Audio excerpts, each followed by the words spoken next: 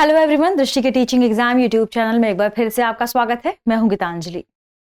जैसा कि आप सभी जानते हैं कि हम यहाँ टीचिंग एग्जाम जो कि किससे संबंधित है, केंद्रीय शिक्षक पात्रता परीक्षा से यानी सीटेट के प्रीवियस ईयर क्वेश्चंस पर चर्चा कर रहे हैं। तो ध्यान रखिएगा, सेंट्रल टीचर एलिजिबिलिटी टेस्ट यानी वे सभी सब्जेक्ट जो टीचर के लिए या टीचिंग एलिजिबिलिटी के लिए जो एक टेस्ट होता है उसमें जो मेंशन होते हैं, उसमें से भूगोल विषय के प्रीवियस ईयर क्वेश्चंस पर हम चर्चा कर रहे हैं। अब इंपॉर्टेंट बात कि सीटेट के एग्जाम में भूगोल किस खंड में आता है, तो ध्यान रखिएगा सीटेट के एग्जाम में भूगोल सामाजिक विज्ञान खंड में शामिल है। ठीक है, सामाजिक विज्ञान जो खंड है, ध्यान रखिएगा किससे किसके बीच की 6th to 8th यानी पेपर 2 के भूगोल विषय से विगत वर्षों में सीटेट के एग्जाम में जो जो प्रश्न पूछे गए हैं उन प्रश्नों को यहां पर हम लेकर आते हैं, उनके बारे में चर्चा करते हैं और डिटेल से जानने की कोशिश करते हैं उस टॉपिक के संदर्भ में। चलिए बिना किसी देरी के हम शुरू करते हैं हमारे आज के सेशन को और देखते हैं पहले प्रश्न को। पहला प्रश्न है, एक शिक्षक शिक्षिका ने अपनी कक्षा में कुछ विद्यार्थियों को एक छोटे मानव निर्मित सौरमंडल में परिवर्तित कर दिया। अगर श्याम, सुल्ताना और नैन्सी की लगभग समान लंबाई और वजन है तो वे प्रतिनिधित्व करते हैं। ध्यान रखिएगा, इस प्रश्न में दरअसल बेसिकली यही पूछा जा रहा है कि एक क्लासरूम है जिसमें एक शिक्षक है या शिक्षिका कोई भी, उन्होंने अपनी कक्षा में कुछ विद्यार्थी या कुछ स्टूडेंट है जिन्हें एक छोटे सौरमंडल, मान लीजिए सौरमंडल उसके छोटे छोटे ग्रह, इसमें परिवर्तित कर दिया है, जिसमें से 3 बच्चों को चुना गया है, श्याम को, सुल्ताना को और नैन्सी को। और इनके बारे में खास बात क्या कि इनकी जो लंबाई है वह समान है और इनका वजन लगभग समान है। तो अब आप बताइए कि ये तीनों बच्चे इस युग्म के हिसाब से किस युग्म का प्रतिनिधित्व करते हैं, किन ग्रहों का प्रतिनिधित्व करते हैं, यानी हमारे सौरमंडल में वे कौन से 3 ग्रह हैं जो लगभग आपको समान आकार, आकृति, वजन, लंबाई के दिखाई देते हैं। ध्यान रखिएगा, दिखाई देते हैं। ठीक है, तो हमारे पास ऑप्शन है A, B, C, D। Option में है मंगल, शुक्र, बुध, सूर्य, चंद्रमा, पृथ्वी, मंगल, बृहस्पति और यूरेनस, बुध, बृहस्पति और शनि। यदि हम बात करें विद्यार्थियों के युग्म के बारे में कि जो छोटे सौरमंडल का यहां प्रतिनिधित्व कर रहे हैं, तो देखिए सौरमंडल के बारे में खास बात क्या है कि जो सौरमंडल है उसमें जो ग्रह हैं जैसे बुध, शुक्र, पृथ्वी, मंगल, बृहस्पति, तो हम सभी जानते हैं कि इन ग्रहों में जो आकार की बात की जाती है, बृहस्पति का आकार बहुत ही बड़ा है ना। हम सभी जानते हैं बृहस्पति का आकार काफी बड़ा है। इसके बाद शनि की बात करें तो उसका आकार भी बड़ा है। यहां बुध का आकार, शुक्र का आकार और मंगल का आकार आपको लगभग थोड़ा सा मिलता जुलता दिखाई देगा। तो यदि हम इस युग्म की बात करें तो ध्यान रखिएगा कि इस युग्म में बुध, शुक्र और मंगल यदि कहीं लिखे हुए हैं तो उनका आकार आपको सेम दिखाई देगा, पृथ्वी का थोड़ा सा बड़ा आकार दिखाई देगा।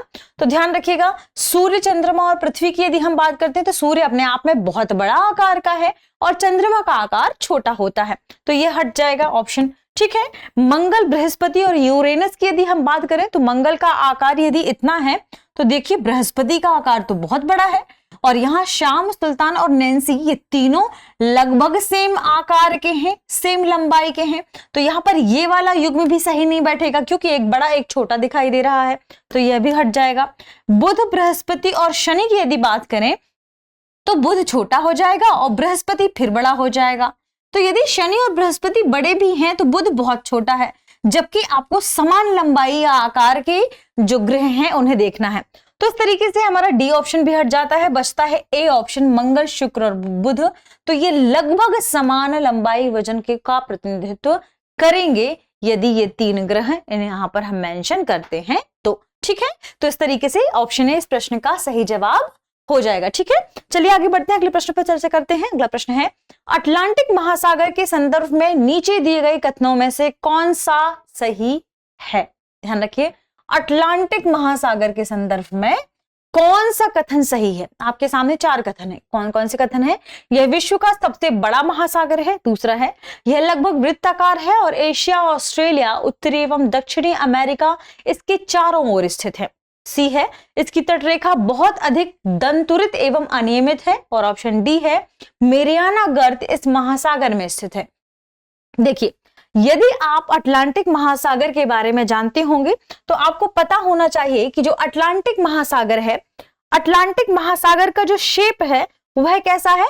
कुछ इस तरीके से, अंग्रेजी के एस आकार का, है ना। तो ध्यान रखें, अटलांटिक महासागर का शेप कैसा है? अंग्रेजी के एस आकार का। और इसके इस हिस्से में यानी उत्तरी अटलांटिक महासागर के पूर्वी हिस्से में आपको यूरोप मिलेगा। उत्तरी अटलांटिक महासागर के दक्षिणी अटलांटिक महासागर के पूर्वी हिस्से में आपको अफ्रीका मिलेगा।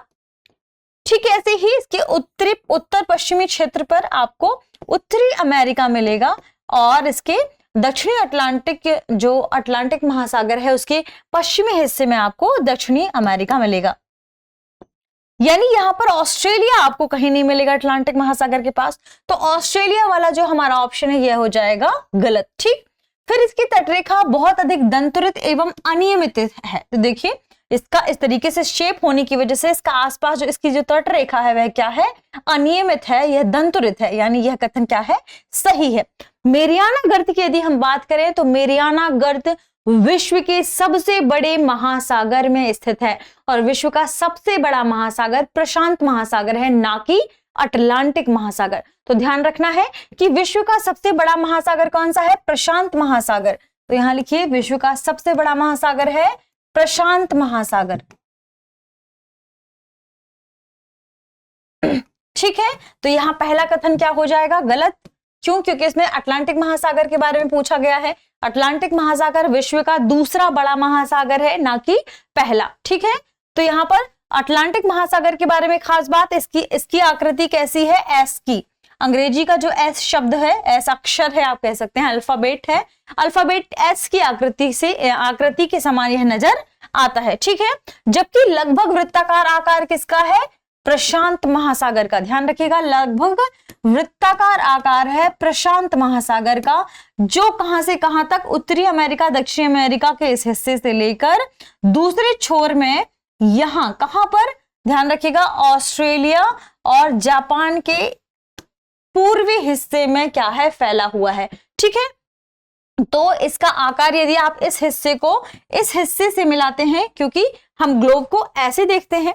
ठीक, तो यदि ग्लोब में आपको प्रशांत महासागर दिखेगा तो आधा इसका गोलनुमा आकृति यहां होगी, आधा यहीं हो, आधा आपको दूसरी तरफ देखने मिलेगी। इसे साथ में जोड़ देंगे तो लगभग गोलाकार आकृति या वृत्ताकार आकृति मिल जाएगी। तो ये किसके बारे में है? प्रशांत महासागर के बारे में, ना कि अटलांटिक महासागर के बारे में। अटलांटिक महासागर के बारे में आपको यह याद रखना है कि यह या इसकी तटरेखा क्या है? बहुत अधिक दंतुरित है और अनियमित है। ऑप्शन सी इस प्रश्न का सही जवाब होगा। चलिए आगे बढ़ते हैं, अगले प्रश्न पर चर्चा कर लेते हैं। अगला प्रश्न है, स्टैक निम्नलिखित में से किसकी अपर्दन विशेषता है? ध्यान रखें, अपर्दन विशेषता के बारे में पूछा गया है और आपके सामने जो स्थलाकृति है वह है स्टैक। आपके पास ऑप्शन है पवन, हिमनद, समुद्री तरंग और नदी। यह प्रश्न सीटेट 2021 में पूछा गया था। स्टैक के बारे में एक खास बात, यह एक समुद्री स्थलाकृति है, समुद्री स्थलाकृति। ठीक, और खास बात ध्यान रखें, समुद्री स्थलाकृति में भी यह ध्यान रखिएगा कि स्टैक का निर्माण कैसे होता है। तो जब बहुत अधिक, हमने क्या देखा है, जो हमारे पास आसपास जो समुद्री क्षेत्र हैं वहां पर बीच में बड़ी बड़ी चट्टानें भी पाई जाती हैं। तो मान लीजिए एक बहुत बड़ा विस्तृत समुद्री क्षेत्र है और इस समुद्री क्षेत्र में बीच में कहीं बहुत बड़ी चट्टान है। ठीक, कुछ इस तरीके से बहुत तेजी से समुद्री तरंगें इस चट्टान से टकराएंगी, लगातार टकरा रही हैं, कई सालों तक टकरा रही हैं। तो इन समुद्री लहरों के लगातार टकराने की वजह से इस क्षेत्र में, यहां मान लीजिए टकराई, यहां दरार पड़ गई। दरार पड़ने के बाद लगातार और अधिक टकराती रही तीव्रता के साथ। फिर देखा गया यहां पर ऐसे कुछ गुफानुमा आकृति बन गई। अब इस गुफानुमा आकृति को क्या कहेंगे? समुद्री गुफा। इन लगातार लहरों के टकराने की वजह से ये जो गुफानुमा आकृति है, कई बार बहुत तेजी से तीव्रता से कई सालों में यह गुफानुमा आकृति पार कर जाती है, ये लहरें पार कर जाती हैं, तो समुद्र का पानी इस दिशा से दूसरी दिशा की ओर प्रवाहित तो होने लगता है और यह कुछ इस नुमा आकृति बन जाती है, कुछ ऐसे, ठीक, कुछ ऐसे आकृति बन जाती है, जहां पर यहां भी समुद्र का पानी बहने लगता है, ठीक।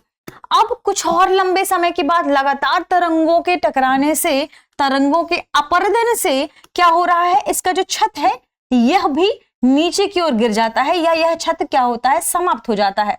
मान लीजिए यह छत समाप्त हो गया, तो अब यह जो टीले नुमा आकृति बचती है किसकी, इस पत्थर की या इस चट्टान की, यही स्टैक कहलाती है। ध्यान रखिएगा, यही क्या कहलाती है, स्टैक कहलाती है। यानी यह जो चट्टान अभी तक एक चट्टान का रूप ले रही थी, इसके बाद चट्टान के बाद इसने गुफा का रूप लिया, और जब इस चट्टान से यह जो गुफा थी निकलकर आगे हट गई और कुछ इस तरीके से इसकी स्थलाकृति बची, और ऊपरी हिस्सा या छत भी आगे अपरदन के बाद नष्ट हो जाता है। तो इस प्रकार की जो स्थलाकृति समुद्र में बचती हैं, इसे ही स्टैक कहा जाता है, ठीक है। अब स्टैक किसका परिणाम है, किसके अपरदन का परिणाम है, समुद्री तरंग के, समुद्री लहर के द्वारा किए हुए अपरदन का परिणाम है, इसी की विशेषता है, यानी ऑप्शन सी इस प्रश्न का सही जवाब है। ध्यान रखिएगा, अपरदन यानी क्या, अपरदन का मतलब होता है कि किसी शैल के टूटने से, उसके शैल के किसी उस शैल के टुकड़े की वजह से, या उस शैल में किसी प्रकार का विघटन होता है, ठीक है, या वियोजन होता है, विघटन या वियोजन होता है, उसके टूटने के कारण, उसके हिस्सों का अलग अलग होने के कारण फिर एक स्थान से दूसरे स्थान पर जब ये बह के चले जाते हैं, तो इसे ही हम अपरदन कहते हैं, ठीक है, ध्यान रखिएगा। तो अपरदन के माध्यम से जो शैल, इतने बड़ा पत्थर शैल समुद्र में था, वह टूट गया, अंत में एक गुफा बनी और फिर छोटी सी अंत में एक शैल बचती है, उसे स्टैक कह दिया जाता है। आगे बढ़ते हैं, अगले प्रश्न पर चर्चा करते हैं। अगला प्रश्न है, सौरमंडल में हम जैसे जैसे सूर्य से दूर जाते हैं, ऑप्शन है, आपको बताना है कि क्या होता है।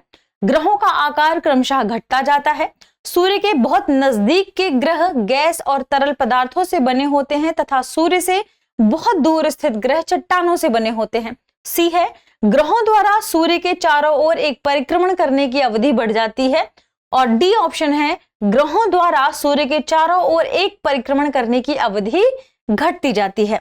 यह प्रश्न सीटेट 2021 में पूछा गया था। अब आपको बताना है कि आप जैसे ही सूर्य से, मान लीजिए सौरमंडल में सूर्य यहां पर है, ठीक, और फिर उसके बाद बुध, शुक्र, पृथ्वी, मंगल, बृहस्पति, शनि और यूरेनस, अंत में नेपच्यून। जैसे जैसे इन ग्रहों की कक्षाओं की यदि हम बात करते हैं, बुध को सूर्य का चक्कर लगाने में सबसे कम दिन 28 दिन लगते हैं। ध्यान रखिएगा, सबसे कम दिन कितने दिन लगते हैं, 28 दिन लगते हैं। और जैसे जैसे ये ग्रह सूर्य से बाहर की ओर जाते हैं, सूर्य की परिक्रमा करने में इनका जो समय है, इनकी जो समयावधि है वह बढ़ती जाती है। यानी जहां बुध को सूर्य की परिक्रमा करने में 28 दिन लगते हैं, वे दिन क्रमशः बढ़ते जाते हैं। पृथ्वी को 365 दिन और 25 घंटे लगते हैं, 5 घंटे लगते हैं। वह आगे बढ़ते बढ़ते, यदि हम बाहरी ग्रह की बात करते हैं तो ये कई सालों तक लगाते हैं। ध्यान रखिएगा, कई सालों तक परिक्रमा ये करते हैं। 12-12 साल तक बाहरी जो ग्रह हैं वह सूर्य की परिक्रमा करते हैं। तो आपको क्या ध्यान रखना है कि जैसे ही सूर्य से ग्रहों की स्थिति आगे बढ़ती है, ये सूर्य से दूर जाते हैं, वैसे वैसे इनकी परिक्रमा करने की अवधि बढ़ती जाती है। यानी ऑप्शन सी इस प्रश्न का क्या होगा, सही जवाब होगा। और ध्यान रखने वाली बात क्या है कि सूर्य के जो बहुत नजदीक हैं ग्रह, वे ग्रह चट्टानों से बने हुए हैं, जबकि जो ग्रह सूर्य के बाहर दूर स्थित हैं वे ग्रह गैस और तरल पदार्थ से बने हुए हैं, गैस और तरल पदार्थ से बने हुए हैं। तो यहां पर जो हमारा दूसरा सेंटेंस है वह गलत है, क्योंकि इसमें क्या लिखा गया है कि जो दूर वाले ग्रह हैं वे चट्टानों से बने हैं। नहीं, जो पास नजदीक वाले ग्रह हैं वे चट्टानों से बने हैं और दूर वाले ग्रह गैस और तरल पदार्थ से बने हैं। ठीक ऐसे ही पहला कथन भी गलत हो जाता है कि ग्रहों का आकार क्रमशः घटता है, जबकि जैसे ही सूर्य से हम दूरी बढ़ती जाती है वैसे वैसे ग्रहों का आकार आपको बढ़ा हुआ दिखाई देगा अमूमन, ठीक है, ध्यान रखिएगा। और ग्रहों द्वारा सूर्य के चारों ओर एक परिक्रमा करने की अवधि घटती नहीं है, जबकि क्या होती है, ग्रहों द्वारा सूर्य की परिक्रमा करने की अवधि बढ़ती जाती, क्योंकि इनकी डिस्टेंस बहुत बढ़ गई। और जैसे ही इन ग्रहों की डिस्टेंस सूर्य से बढ़ गई तो ये सूर्य की परिक्रमा करने में अब ज्यादा समय लगाएंगे। जहां ये सूर्य की परिक्रमा बहुत जल्दी कर पा रहा है, वहीं अगला ग्रह सूर्य की परिक्रमा करने में ज्यादा समय लगाएगा। तो ध्यान रखिएगा, इस प्रश्न का सही जवाब क्या है? ऑप्शन सी, ग्रहों द्वारा सूर्य के चारों ओर एक परिक्रमण करने की अवधि बढ़ती जाती है। ठीक है, तो आज के पूरे सेशन में इतने ही सवाल थे। मिलते हैं कुछ और खास सवालों के साथ। ध्यान रखिएगा, सीटेट के सभी ज्योग्राफी से संबंधित महत्वपूर्ण प्रश्नों के साथ। तो हमसे लगातार इन वीडियोस को लेकर कंटिन्यू रहिएगा। मिलते हैं अगले एपिसोड में। शुक्रिया।